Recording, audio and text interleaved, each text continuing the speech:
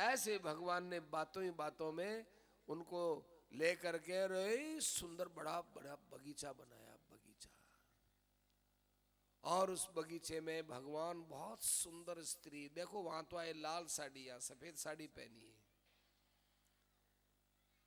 सफेद सात्विकता का प्रतीक होता है, लाल रजोगुण का होता है, काला तमोगुण का होता है।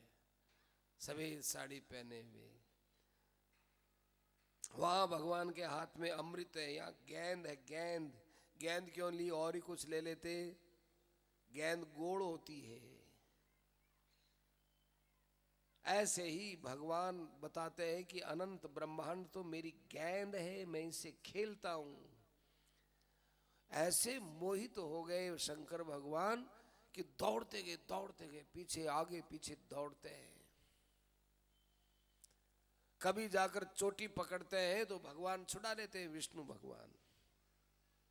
शंकर जी जाकर चोटी पकड़ते, छुड़ा लिया, फिर जाकर के और उनको पकड़ते, फिर छुड़ा लिया। फिर भगवान अपना कपड़ा थोड़ा उखाड़ते हैं, कपड़ा जो है, कपड़ा जो है ये आवरण दूर करते हैं। शरीर पर आवरण है कपड़ा, इसको दूर करते हैं। इसका अर्थ क्या कि ज्यों ज्यों व्यक्ति भगवान के विषय में अपने चित्त को दौड़ाता है, स्वयं दौड़ता है, भगवान के पीछे चलता है, तो भगवान का ज्ञान होता है। ये कोई मामूली कथा नहीं है। ये भगवान स्त्री के पीछे दौड़ते हैं शंकर भगवान, ये नहीं है। ये बहुत दिव्य कथा है ये, इस प्रकार की। भगवान ने कपड़ा दिखाया तो अर्थ है कि भगवान स्वयं भक्त का आवरण दूर करते हैं, अज्ञान का आवरण।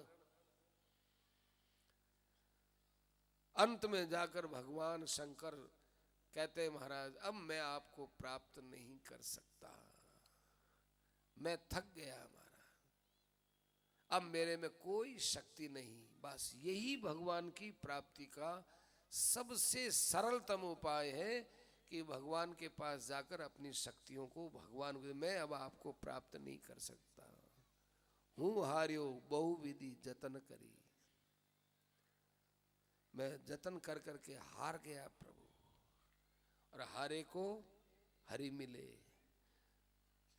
जीते को मिले जम।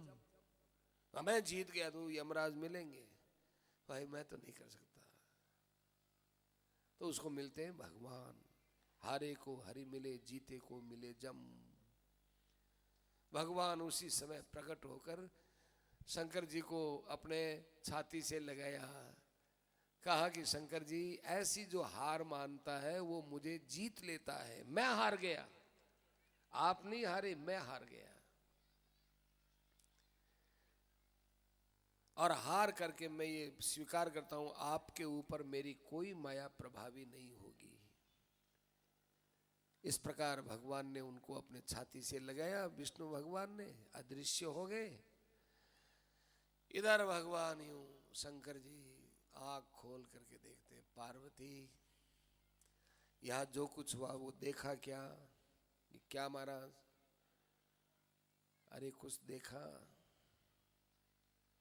तुमने भगवान की माया देखी? अरे तुम पूछती हो ना कि हजारों वर्षों तक तुम किसका ध्यान करते हो और होठों पर आप किसका नाम लेते हो।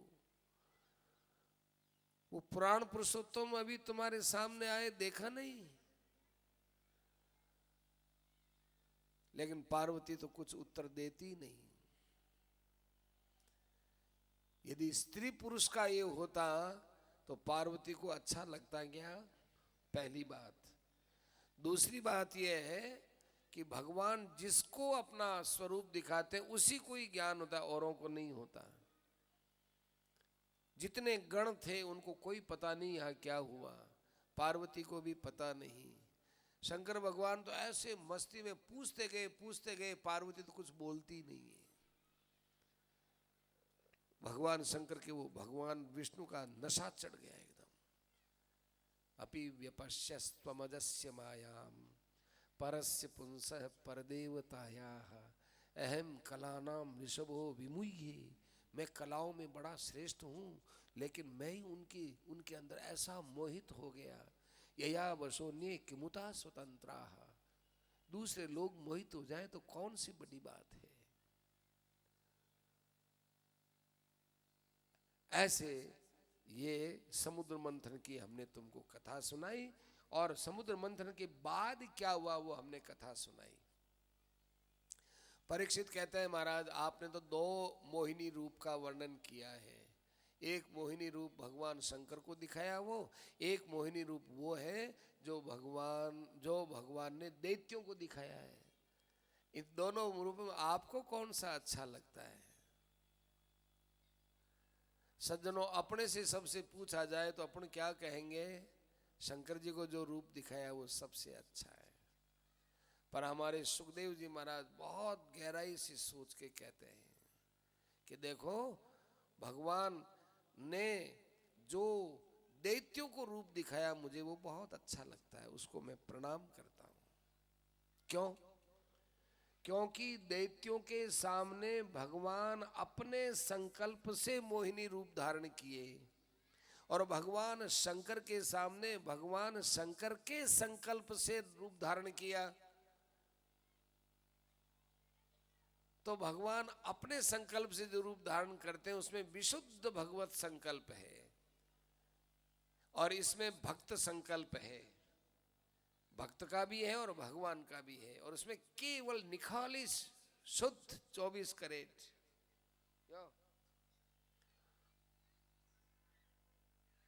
वो है विशुद्ध भगवत संकल्प। इसलिए मैं उनको प्रणाम करता हूं। असद विषय मंग्रिम भावगम्यम प्रपन्नान अमृतमर वर्यान नाशयत सिंधु मध्यम कपट युवती वेशो मोहयन्य सुरारीस्तमहम उपसृतानाम कामपूरम नतोस्मि। ऐसे भगवान को प्रणाम करता हूं। 7वें मन मंत्र में वामन भगवान, 8वें में सार्वभौम, 9वें में ऋषभ, 10वें में देखो 7वां मन मंत्र तो चल रहा है, 8वां 9वां 10वां 11वां 12वां 13वां 14वां, इनमें सब में भगवान अवतार लेंगे। अभी भविष्यत की बात है। राजा ने कहा महाराज वामन भगवान की बात आ गई तो इतनी बात पूछता हूं, क्या कि भगवान ने बलि राजा से जो राज्य लिया वो मांग करके क्यों लिया? और मांगा भी तो बेचारे ने सब कुछ दे दिया, तो फिर भी उससे ले लिया। बलि का तो कोई दोष नहीं था ना महाराज। बलि से 3 पैर की याचना क्यों की? भगवान सबको देने वाले सर्वशक्तिमान, यदि बलि का राज्य अच्छा नहीं था तो उसको शक्ति पूर्वक हटाते। याचना की मुझे 3 पैर जमीन दे, और छोटे बन करके गए और बड़ा बन करके लिए। ये क्या है महाराज? बेचारे का कोई अपराध नहीं, फिर भी बलि को बांध करके उन्होंने सुतल में भेज दिया। सुखदेव जी महाराज कहते हैं बस यही भगवान के लीलाओं का आनंद है। घूमो इस लीला के अंदर, घूमो। जिन खोजा तिन पाइया गहरे पानी पैठ। पानी में जितना गहरे जाओगे तो रत्न मिलेगा। लीलाओं में गहराई से प्रवेश करो। महाराज हमारी तो बुद्धि काम नहीं करती, तो फिर हम सुनाए, बस यही तो चाहते हैं हम। बलि राजा पराजित हो गए, लेकिन पराजय को उन्होंने हृदय में स्वीकार नहीं किया। कभी भी पराजय नहीं माननी चाहिए। मनुष्य को अपने काम में लगे रहना चाहिए। कभी कोई उल्टा पड़ा है तो हार नहीं माननी चाहिए। महाराज बलि जी ब्राह्मणों को बुलाकर एक बहुत बड़ा विलक्षण यज्ञ किया। उसमें उनको दिव्य घोड़े, दिव्य रथ, दिव्य शस्त्र, दिव्य माला, सब कुछ चीज मिली, और कहा अब जाओ आक्रमण करो। देवताओं पर आक्रमण किया। देवता लोग उसी समय सब रथ को छोड़, वह सब स्वर्ग आदि को छोड़ के भग गए। इतना तेज उनके अंदर आया बलि महाराज के अंदर। दैत्यों का जो राजा था, प्रहलाद का पौत्र। देवताओं ने अपने गुरुजी से कहा कि महाराज क्या बताएं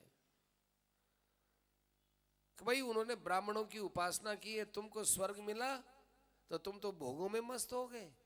उसको पराजय मिली तो देखो ब्राह्मणों से लेकर उसने यज्ञ किया, और जब उसको राज्य मिलता है स्वर्ग का तो वो यज्ञ करता है, और तुम लोग भोग करते हो तो उसका परिणाम तो भोग का परिणाम तो रोग होता ही है, बुरा परिणाम तुमको भोगना पड़ेगा।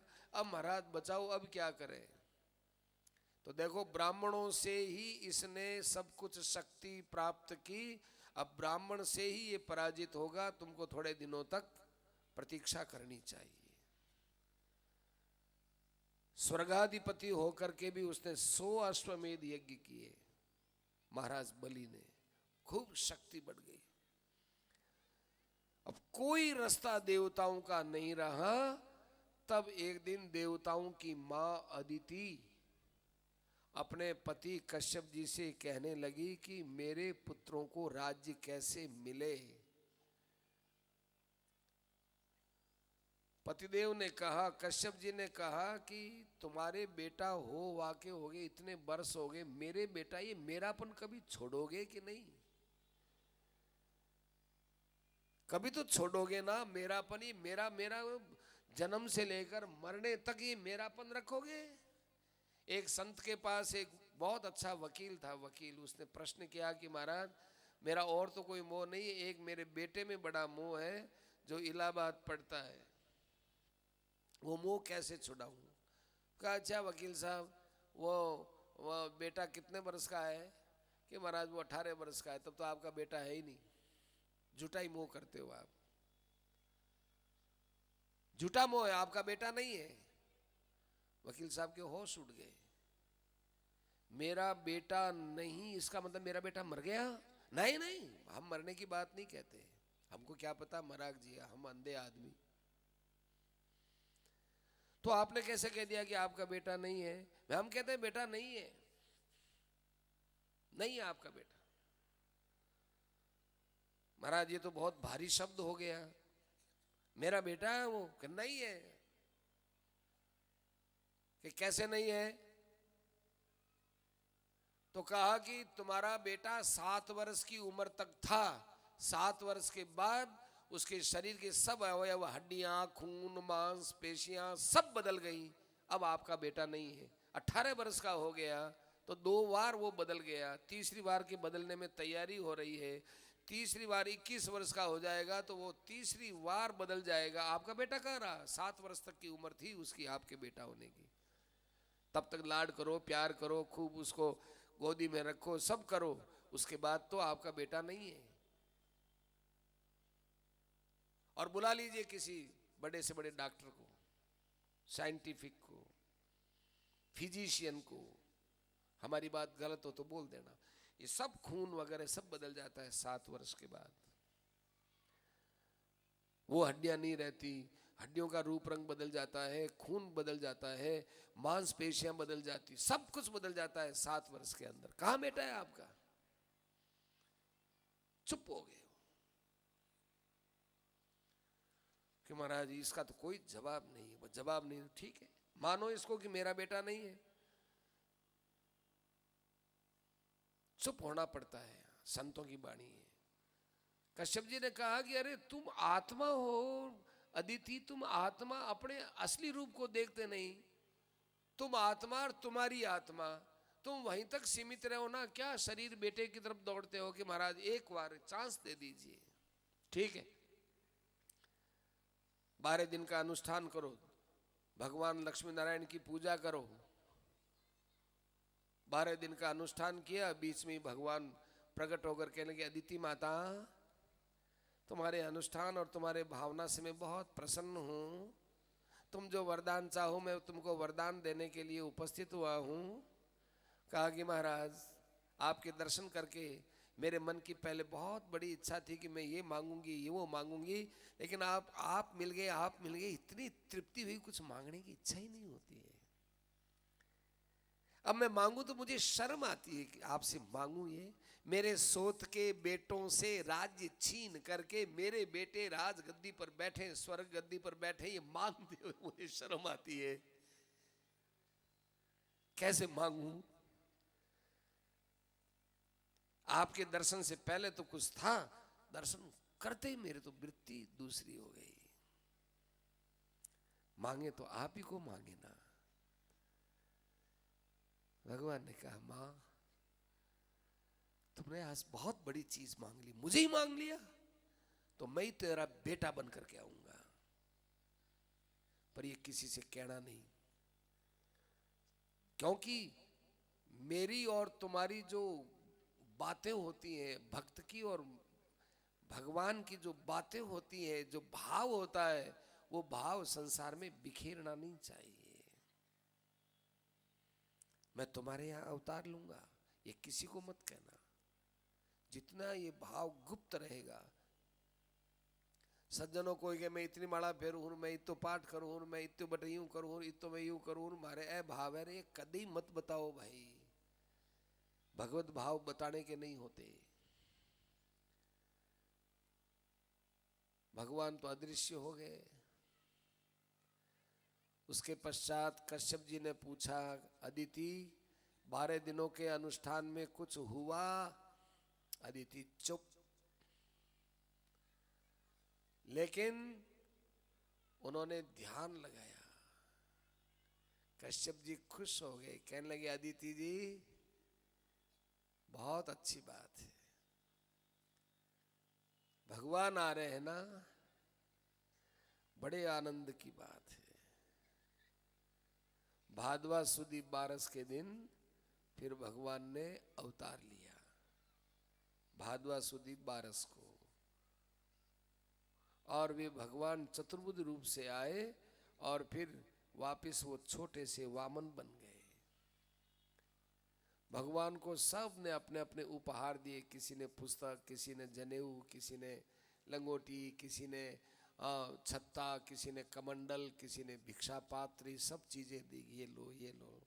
चंद्रमा ने डंडा दिया, माँ ने कौपीन दी, ब्रह्मा जी ने छत्ता दिया, कमंडलू दी, सप्तर्षियों ने कुशासन दिया। ये ब्रह्मचारी के उपकरण होते हैं सब। और नर्मदा नदी के किनारे जहां भृगुकच्छ नाम का स्थान है, वहां बहुत विशाल पंडाल यज्ञ हो रहा था राजा बलि का, वहां पर पहुंच गए। जो ही यज्ञ मंडप के पास पहुंचे, सबकी दृष्टि एक साथ वामन भगवान पर अटकी कि ये वामन पुरुष कौन, ये ब्राह्मण कौन आया है, ब्राह्मण बालक। कोई कहते हैं सूर्य है, कोई कहते हैं सनकादि ऋषि है, कोई क्या बोलते हैं, कोई क्या बोलते हैं। बलि उठ करके पंडाल के बाहर जा करके और स्वर्णिम पात्र में जल लेकर उनके चरण धोने गया, चरण धोया और उस चरणोदक को अपने सिर पर रखा कि पधारो, आप अंदर पधारो। अंदर पधार रहे भगवान, विराजमान किया, स्वागत है प्रभु। सारे ब्रह्मर्षियों की तपस्याएं एक साथ आपके रूप में यहां दिखाई दे रही हैं। बड़ा आश्चर्य हो रहा है, मेरा यज्ञ सफल हो गया, मेरे ब्राह्मणों का मंत्रोच्चारण सफल हो गया, मेरे पूर्वजों की तपस्या आज फलीभूत हो गई। आज आप जैसे तेजस्वी ब्राह्मण यहां पधार गए, बस मेरा तो यज्ञ का फल मुझे मिल गया। बताओ मैं आपको क्या भेंट करूं? गाय दूं, मैं आपको सोना दूं, चांदी दूं, रथ दूं, गांव दूं, शहर दूं, घोड़े दूं, हाथी दूं, जो मांगो, जो मर्जी है सो मांगो आप। आज आपको देने में मेरे मन में बड़ा उत्साह आ रहा है। भगवान मुस्कुराए, वाह महाराज बलि जी, आप कितने पवित्र वंश में अवतार लिए, जन्म लिए हैं। आपके पिता विरोचन, विरोचन के पिता प्रहलाद, प्रहलाद के पिता हिरण्यकश्यप, हिरण्यकश्यप का भाई हिरण्याक्ष, हिरण्याक्ष ने जब वो पृथ्वी को लाने में बाधा पहुंचाई तो विष्णु को अवतार लेकर वराह रूप धारण करके उसको मारा।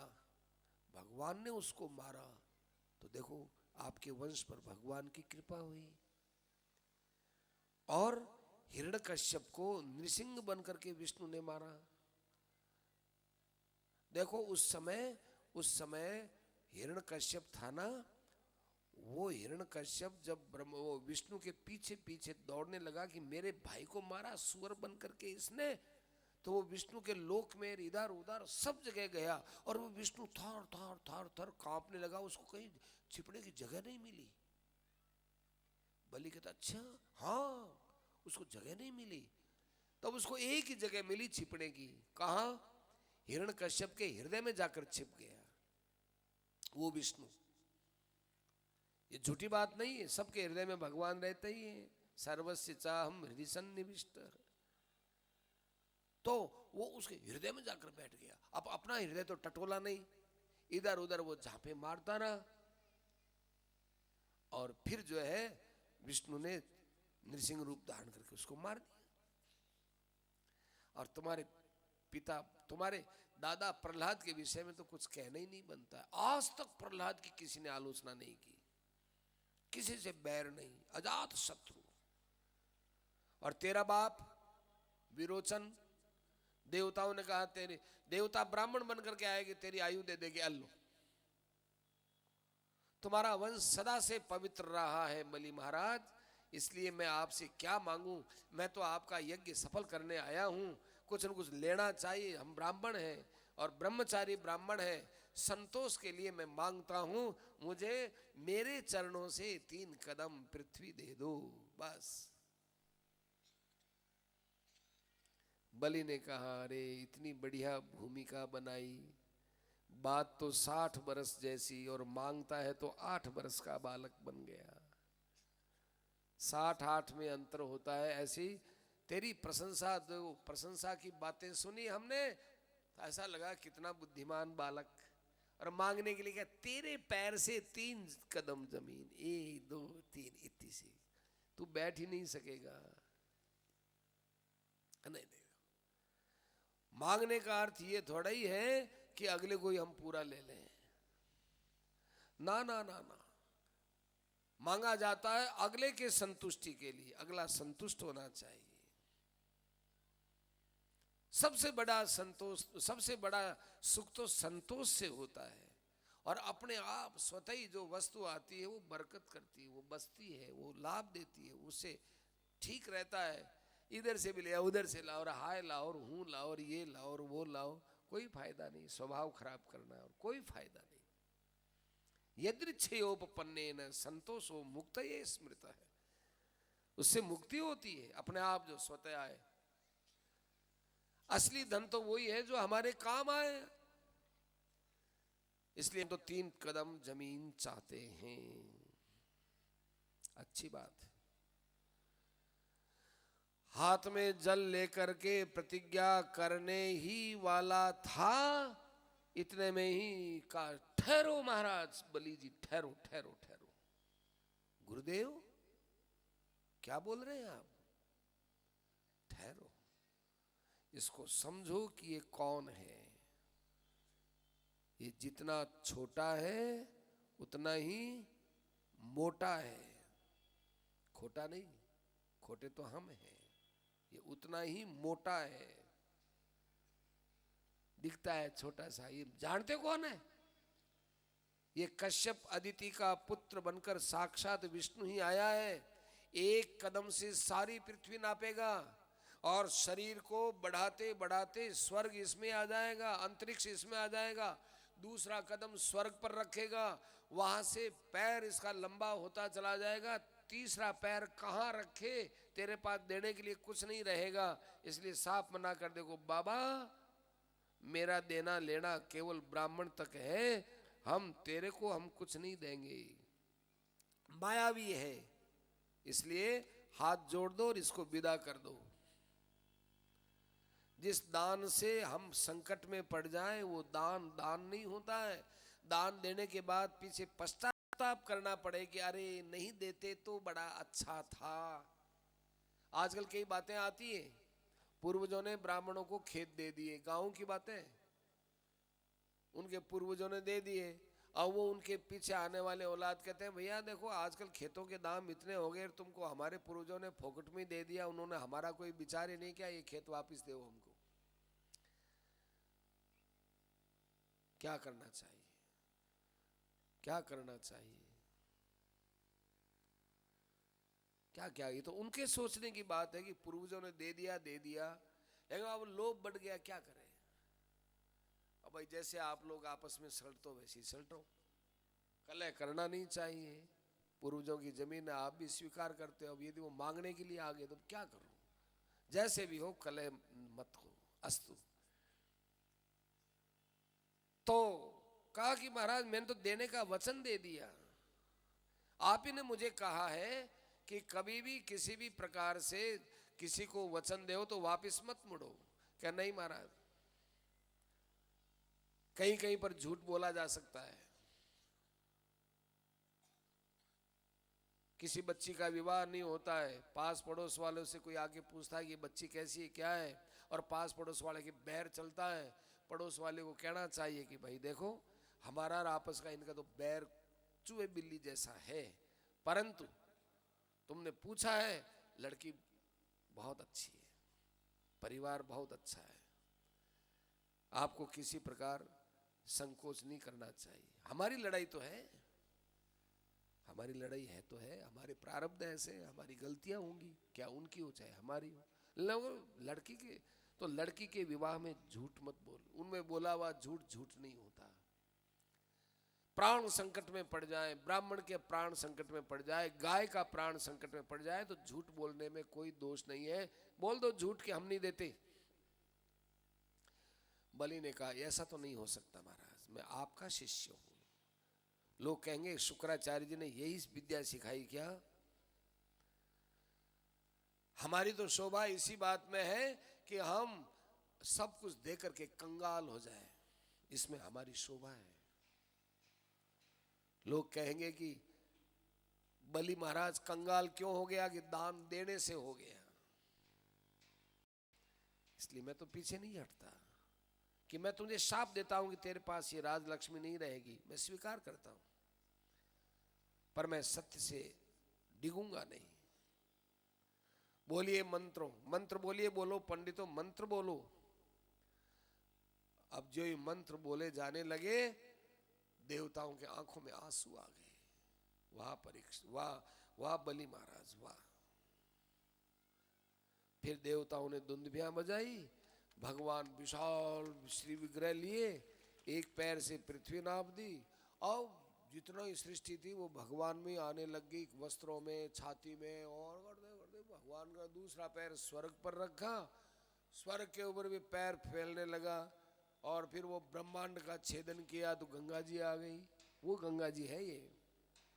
अब तीसरे पैर रखने की कोई जगह नहीं थी। भगवान ने अपने सेवकों से कहा बांधो, इनको बांधो। तो बलि को बांध लिया वरुणोपास से।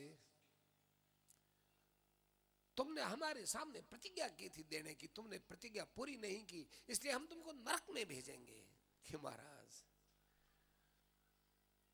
नरक का डर क्यों दिखाओ, आपका आपके दर्शन कर लिए, आप यहां पधार गए, आपसे संवाद हो गया, आपके प्रति मेरा दुर्भाव नहीं है, ऐसा आदमी नरक में जा सकता है क्या। और फिर भी आप नरक में भेजो तो मैं आपकी आज्ञा से नरक में जाने में भी नहीं डरता हूं। हे प्रभु, मैं आपके वचनों को सत्य करने के लिए तीसरा पैर मेरे सिर पर रखने के लिए कहता हूं, मेरे सिर पर और रख दीजिए, मेरे सिर पर आपका पैर रखा जाए, बिना तपस्या के, बिना त्याग के आप यहां पैर रख देंगे तो मेरा तो उद्धार हो जाएगा, नरक में बलि भेजो। हमको महाराज बचपन में हमारे दादा प्रहलाद ने सिखाया था कि संसार में स्त्री झूठी, पैसा झूठा, बेटा झूठा, परिवार झूठा, व्यापार झूठा, मकान झूठा, एक भगवान सत्य है। ये हमारे अंदर पहले से संस्कार में डाल रखे हैं। इतने में प्रहलाद जी आ गए, इतने में ही प्रहलाद जी ने कहा वाह भगवान, दिया भी खूब ढंग से और वापस लिया भी खूब ढंग से। स्वर्ग का राज्य मिला, इतना बड़ा यज्ञ किया तो आपने पुरस्कार में इसको अमृत पिए हुए देवताओं को इसने भगा दिया, और वापस लिया तो इसको इतना बड़ा दानी बता दिया। आपको देना भी खूब अच्छा आता है और लेना भी खूब अच्छा आता है। बहुत अच्छा किया। ब्रह्मा जी ने कहा महाराज छोड़ दो इसको, लोग आपकी बदनामी करेंगे,